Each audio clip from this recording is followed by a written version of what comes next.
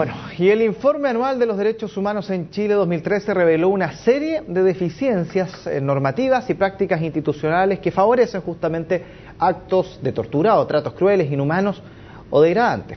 En resumen, el documento aborda temas como la violencia a los niños y niñas de nuestro país, la violencia de género, las demandas de profundización democrática y los derechos económicos, sociales y culturales, entre otros. Queremos conversar más sobre este tema. Para eso nos encontramos con la directora del Centro de Derechos Humanos de la Universidad Diego Portales, Judith Schoensteiner, ahí sí. Tanto que uno practica y después Schoensteiner. Usted salió perfecto. A la tercera. Judith, buenos días y gracias por acompañarnos. Buenos días, gracias por la invitación. El documento, y lo conversábamos antes durante los comerciales, tiene muchos conceptos que son temas nuevos que se instalan en nuestra sociedad, pero es imposible no partir por el tema de la tortura, porque es muy llamativo y porque se trata de algo terrible que quizás nos recuerda a los peores pasajes de nuestra propia historia. ¿Por qué dicen que sigue habiendo tortura? Y también hacer un distingo, Judith, entre lo que puede ser la tortura como instigada por el Estado o desde el Estado y la tortura como un hecho más bien aislado. Sí, el informe anual del 2013 que acaba de publicar el Instituto Nacional de Derechos Humanos, que es sobre la situación de los derechos humanos en Chile, que hace cada año por mandato y lo entrega al presidente de la República, destaca eso y se destacó ayer también en la entrega oficial de ese documento, que todavía hay tortura en Chile, tratos crueles e inhumanos en Chile, y en ese sentido el derecho internacional lo prohíbe, ya sea un acto sistemático, como en la dictadura cuando hablamos de tortura sistemática, y cuando es un crimen de lesa humanidad. Que no es el caso actual en Chile, que no, por supuesto. Diría yo, es el caso actual porque no es de esa manera una violación sistemática. ¿Qué pasa? Hay exceso de uso de la fuerza y hay también actuar, especialmente de carabineros y de las fuerzas públicas, que son tratos humillantes que son definidos por el derecho internacional como tratos crueles, inhumanos y tortura. Y eso pasa, no diría porque un policía simplemente tiene ganas de.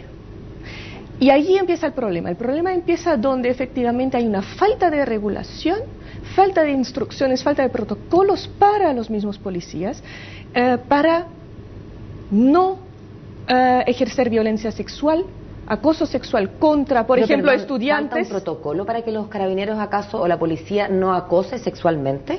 Porque no, pareciera básico eso de la vía. A ver, está prohibido, pero en la implementación práctica de un operativo necesitan instrucciones más claras de cómo se usa la fuerza.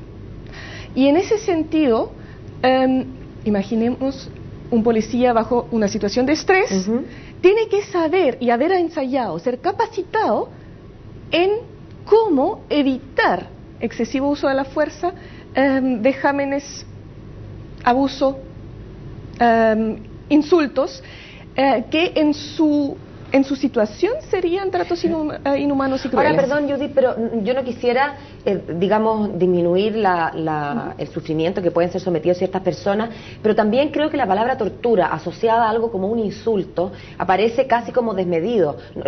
Te lo digo como ciudadano, cuando uno ha escuchado historias en nuestro país o en otros sobre tortura, asimilar poner en la misma oración la palabra insulto y la palabra tortura parece casi, no sé si una exageración, en el entendido de que aquí nadie está para insultar a nadie. Sí. Pero ¿no es un poco darle una latitud demasiado amplia al término tortura? El concepto en el derecho internacional es la prohibición de tortura, tratos inhumanos y crueles. Y hay una graduación. ¿Ya? Entonces, el insulto viene en el contexto de una violencia, con lo cual pasa a ser trato inhumano, cruel, y dependiendo del grado de violencia, a ser tortura. Entonces, en ese sentido, obviamente está graduado, pero prohibido por la misma prohibición internacional. ¿Cómo se evalúa esto dentro del contexto, pensando que la sociedad chilena pasamos de una sociedad reprimida por una etapa bastante importante de nuestra historia a una sociedad que se siente empoderada y donde incluso hemos visto se le ha perdido el respeto a la autoridad completamente y donde muchas veces las autoridades han tenido que reaccionar frente a una sociedad que ya ni siquiera los respeta. Entonces, claro, uno habla de derechos humanos, pero también hay respuestas a una sociedad que también muchas veces sobrepasa ciertos límites. Entonces, ¿cómo se evalúa ese contexto dentro de los derechos humanos y dentro de este concepto de tortura? Sí, hay que partir del derecho de libertad de expresión y manifestación, ¿ya? Entonces, en ese contexto, el ciudadano puede expresarse, puede manifestarse.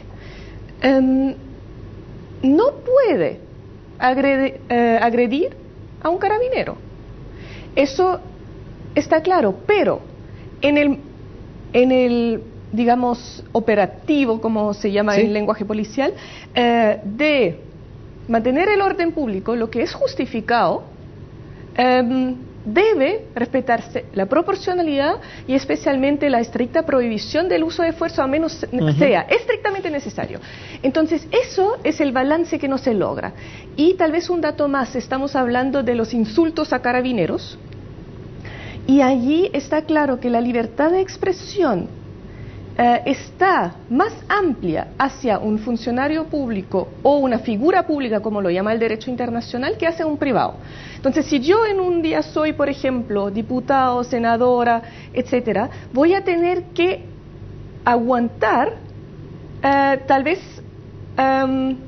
una manera de insultarme que como persona privada podría refrendar. Para decirlo claramente, si usted es diputada y yo soy una persona de a pie en la calle, es más grave que usted me diga a mí tonta, estúpida, o no quiero decir un improperio en televisión, a que yo se lo diga a usted, digamos. En el sentido de que la crítica hacia la figura pública, dentro de lo que es el respeto para la persona, significa que podemos tener una democracia más transparente y discutir las ideas. Claro, hay una investidura que es clara y un tema de autoridad que es claro, pero ¿usted cree que entonces a nivel policial, por ejemplo, dentro de las etapas formativas, falta una actualización de los conceptos sociales que se manejan hoy en día o de los conflictos sociales para que las policías, en fin, puedan adquirir esos conceptos y llevarlos a la práctica en una manifestación?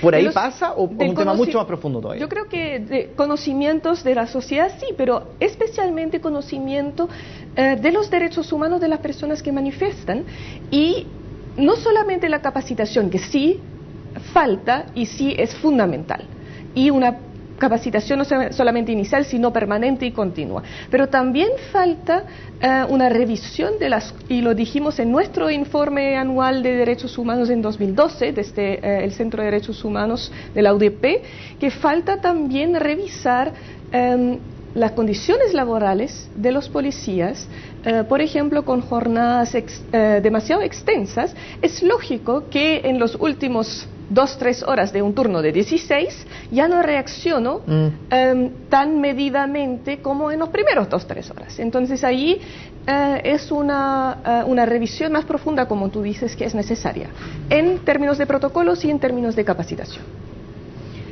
Bien, pues Judith Schönsteiner, queremos agradecerle que haya venido a conversar con nosotros y que se haya, bueno, que nos, digamos, ponga los puntos sobre la i y también siempre es educativo, siempre creo que conversar con especialistas en derechos humanos nos hace a nosotros también más conscientes de los derechos humanos y podemos transmitir este mensaje a nuestros hijos. Probablemente la educación sea lo que más falte.